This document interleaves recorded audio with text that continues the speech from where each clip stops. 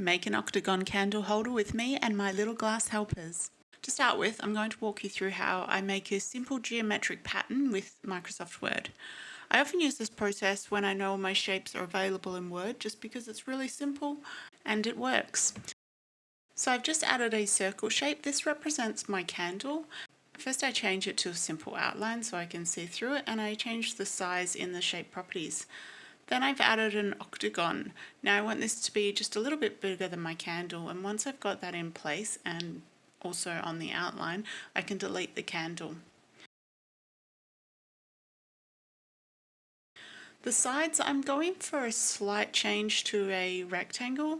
So I've inserted this rectangle that has two corners cut off, change it to an outline again, and then I'm just lining it up with the octagon side to make sure it's the right size.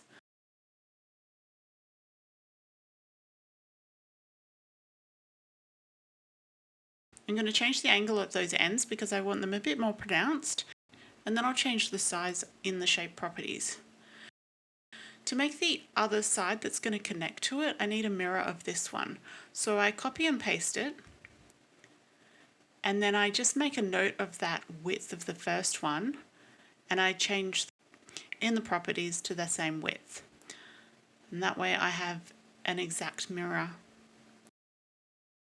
And once I'm done with my three shapes, this is all I need, and I'm just going to print it. Because this is an experiment, I'm not going to laminate a copy, I'm just going to print one to work on and one to cut out. I have a rainbow vintage textured glass, so I've decided to use this range for my candle holder, as well as a back panel and base with mirror. Because the shapes are geometric, I'll be using a ruler for almost every score. This bar ruler has a rubber backing, which means it won't slip around on the glass, even though I'm only pushing lightly on it. I find this ruler is a lot easier to use than my other one, but it doesn't have measurements on it. Unfortunately, everything does slide around on my bench. An ideal bench would be carpet lined, or you can get mats called waffle grids, which have little pockets for the shards of glass to fall into and reduce the amount of cleaning while you work. And at the end, you just flip it into the bin to get rid of all the shards. This is how slowly I work. In my videos, I obviously speed things up a lot because I don't want you to get too bored, and I don't really have a lot to say to talk through the whole video. But if there's any process you want me to expand on, please say so in the comments. Shout out to my 10 viewers. Now that the pink's done, I've realised if I want to keep the rainbow in the finished product, I need to make sure I alternate the glass on the pattern. So I try and keep that in mind as I go along. And thankfully I didn't stuff it up. So I'll stop talking and quickly cut through the rest of these so you can hear all the nice zippy cutting sounds.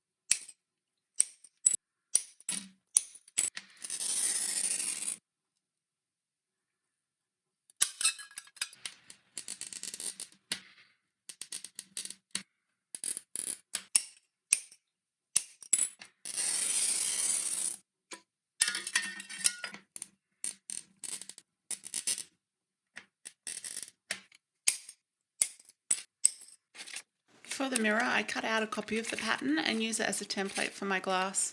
I'm using this for the back and the bottom. I like to use a little bit of mirror in my candle holder so that the light is pushed up from the bottom. I feel like it just comes through the glass a bit more and flickers nicely. To cut the mirror, you need to score on the glass side, but other than that, it's basically the same process. When I started, I always worried that the backing would peel when I broke the glass, but I've never had it happen. A mistake I made here was not mirroring the pattern. On all the other pieces, I cut on the smooth side, which I actually wanted on the outside of the holder. The mirror, I cut on the mirror side, which I wanted on the inside. and this meant that I had to use the glass in the opposite manner to what I wanted. If you're using a heavily textured glass, you will want that on the outside anyway, so the process on the video is right for you. And if you look carefully, you can see right up my nose, so please don't pause. With the glass cut, I clean up my space. I keep my sheets separated by colour and throw my scraps into the pizza boxes. And it's onto the grinding. The lines are fine, but some of the corners have little juts coming out, which I concentrate on, and then I just zip around the rest. This is in 800 times speed.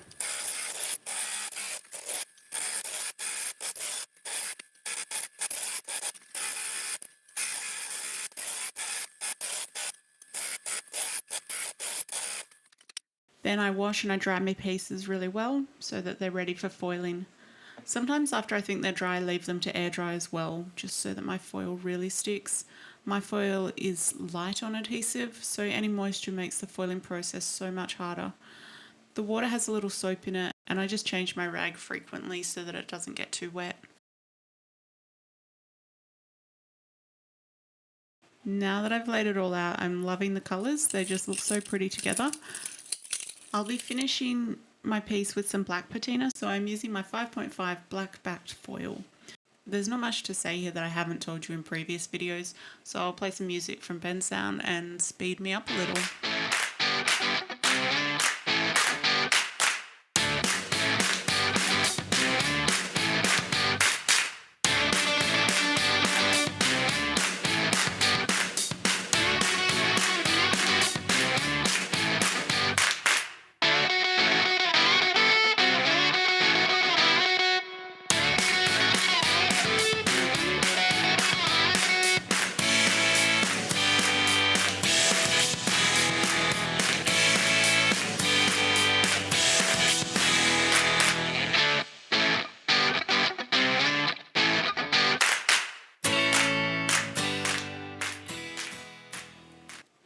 Burnishing is my least favourite part of the process.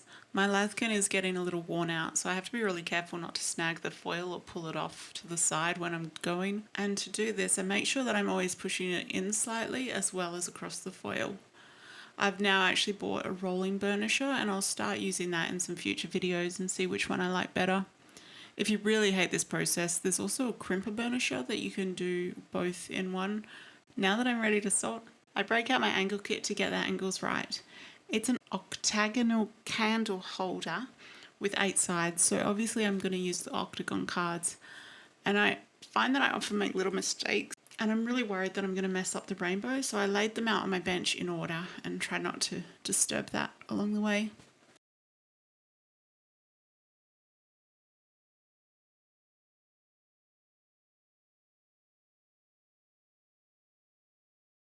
I'm starting with the mirror because that one has to be on the right side of the inside, and then the others can all line up against it.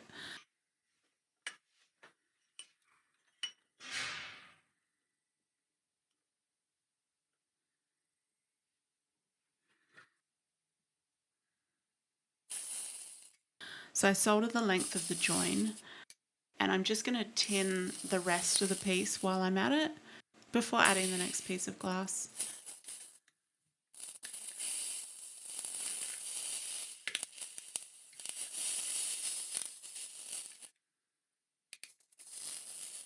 The reason I'm tinning is because I need to really make sure that the whole inside of the candle holder's tinned and there's no foil showing, and I just find that this is easier to do now rather than when it's all together.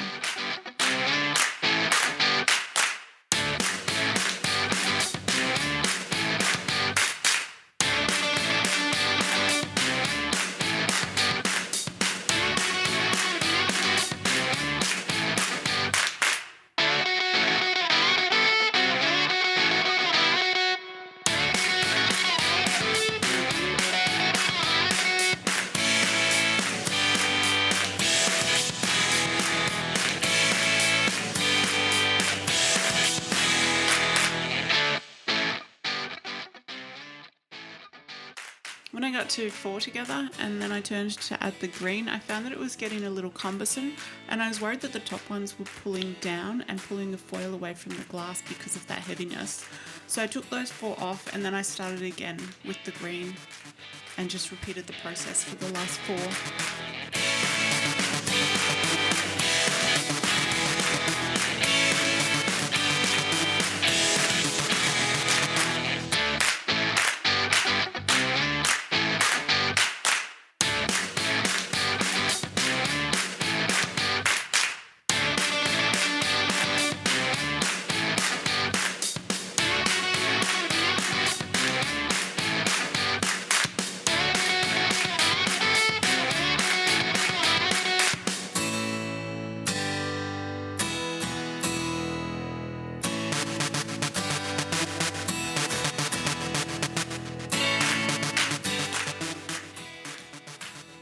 And now I've put those 4 together, it's just a matter of joining the 4 up. And... No! Why? What? Why is that not an octagon? So let's just take a break right there and I'll tell you why it is not an octagon. So I make the little glass helpers range, and it took me a while to develop, make changes, and then finally manufacture my product. But in the process, I had a lot of different trials of making it. In one trial, I accidentally labelled the angle cards wrong. I put the octagon label on my heptagon card and vice versa. And as I'm a bit sentimental, I keep all of my development progression just in case like a museum wants them in the future or something to honour me.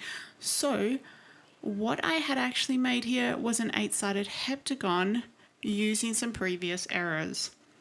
And that meant that 2 of the pieces of my glass completely overlapped when I put them together. Back to the assembly, I hadn't realised this just yet and I completely freaked out and ended up measuring the angle and counting the pieces over and over, and eventually I just kind of gave up and pulled the pieces to the angle I wanted. Because they were only soldered on one side, I was able to do that, and I just pulled them into the correct shape and I soldered the 2 sides together to make a rough octagon and then kind of like squished it. But I was still pretty gutted.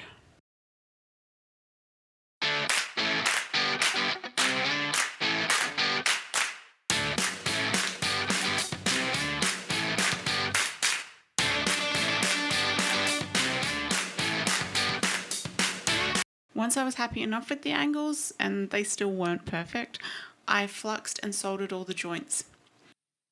You'll know there's too much flux when the solder spits at you, and because the joint had a deep gap, it was prone to holding pools of solder, which really spat and didn't make for a nice soldering process. So to fix that, after I fluxed the joint, I would tip the leftover out onto the bench before I started soldering. I kept a rather flat profile to my solder rather than putting a big bead on it, just because I didn't want the joints to stand out from the rest of the candle holder. Originally I wasn't sure what I'd do about the base. I had a thought of putting it on the inside of the holder to leave the side angles as legs, but in the end the base was the perfect size for the bottom, and although I could have made a smaller one, I actually liked the cutouts at the bottom. I thought they might let some more light through, so I soldered it on and I gave the whole thing a good wash. Then I got my gloves on and began my favourite part, the patinaing. I don't know why, but I just started massaging the soldering with my gloved hand, and I think it was just the magic of the colour change underneath that I was trying to capture on the video, but ultimately I just grabbed my toothbrush and started scrubbing it in because it just makes such a nice finish. It's really dark, it gets into all the gaps. It's definitely my preferred method, and it worked really well on the inside, especially when it was difficult to get right down to the bottom, but the toothbrush was just long enough for that.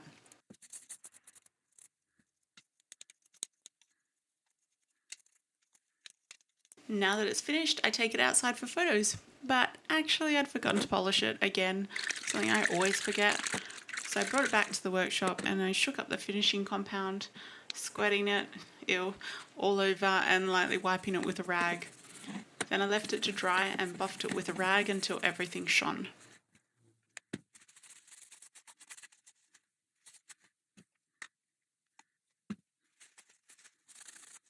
I brought the candle holder right up to the camera here so that you, my dear viewer, could see yourself in the mirror. And now in the editing, I'm realising just how stupid that was. The left one is without the finishing compound and the right one is with, and you can really see the stark difference in how really black and shiny it gets.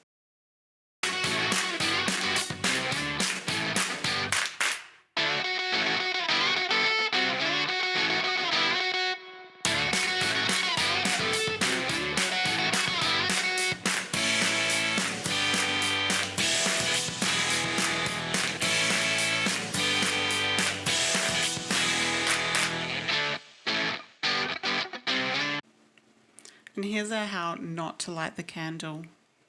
This really could have gone so badly, but my candle lighter wasn't working.